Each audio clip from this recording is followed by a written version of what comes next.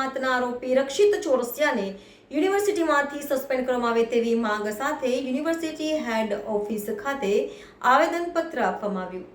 NSUIના પ્રમુખ અમર વાઘેલાની આગેવાની હેઠળ આજરોજ સમગ્ર દેશમાં અકસ્માતે ચકચાર મચાવી દીધેલ છે, જેમાં રક્ષિત ચોરસિયા MSUની સાથે સંકળાયેલ હોવાથી આપણે MSUનું નામ પણ ખરાબ થઈ રહેલ છે અને તેના ફોટા સાથે દેખાવો કરીને ભારે સૂત્રોચ્ચાર કરવામાં આવ્યા હતા। સાથે આરોપીનું પોસ્ટર લગાવીને સળગાવવામાં આવ્યું।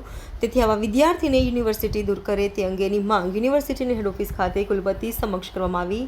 શાંતિપૂર્વક આવેદન આપવામાં આવ્યું અને માંગણી કરી છે કે જલ્દીમાં જલ્દી સત્તાધીશો નિર્ણય લે આવા બેફામ કાર ચલાવનાર વિદ્યાર્થીને સસ્પેન્ડ કરવામાં આવે। दूर करो भाई, दूर करो नशेड़ियों ने दूर करो, दूर करो भाई, दूर करो नशेड़ियों ने दूर करो। बोलो भाई बोलो। रद्द करो भाई, रद्द करो रक्षित कोरेशन एडमिशन रद्द करो, रद्द करो भाई, रद्द करो रक्षित कोरेशन एडमिशन दूर करो भाई, दूर करो।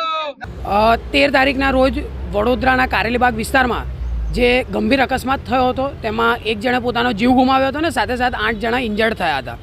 જે રક્ષિત ચોરસિયા નામનો જે વ્યક્તિ હતો, જે વિદ્યાર્થી હતો, તે MS યુનિવર્સિટીની લો ફેકલ્ટીમાં ભણતો હતો અને સમગ્ર દેશમાં જ્યારે આ અકસ્માતથી ચકચાર મચી ગયો છે અને સાથે સાથે MS યુનિવર્સિટીનું નામ જે છે તે કલંકિત થઈ રહ્યું છે, તેને ધ્યાનમાં લઈને આજરોજ NSUI દ્વારા હેડ ઓફિસ ખાતે આવેદનપત્ર માટે ગયા હતા અને માંગ કરી હતી કે આ જે રક્ષિત ચોરસિયા નામનો જે વિદ્યાર્થી છે તેને તાત્કાલિક ધોરણે રસ્ટિકેટ કરવામાં આવે, તેને સસ્પેન્ડ કરવામાં આવે, જેથી MS યુનિવર્સિટીમાં વડોદરામાં એક ઉત્તમ ઉદાહરણ આવા જે નશેડીએ લોકો છે તેમના પાસે બેસાડી શકાય।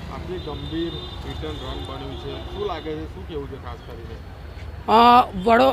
MS યુનિવર્સિટીમાં જ્યારે ભૂતકાળમાં કોઈ પોલિટિકલી બનાવ બનતા હોય, નાની મોટી મારામારી થતી હોય, ત્યારે યુનિવર્સિટીના સત્તાધીશો કમિટી બેસાડીને તે વિદ્યાર્થીઓને સસ્પેન્ડ કરતા હતા। તો આજે આટલો મોટો ગંભીર ગુનો થયો છે જેમાં એક નિર્દોષ વ્યક્તિએ જીવ ગુમાવ્યો છે, તો આનામાં ખરેખર સત્તાધીશોએ વિચારવું જોઈએ। છેલ્લા 4 દિવસ થઈ ગયા પણ યુનિવર્સિટીના સત્તાધીશોએ કોઈ બી એક્શન આ વિદ્યાર્થી પર લીધો નહોતો।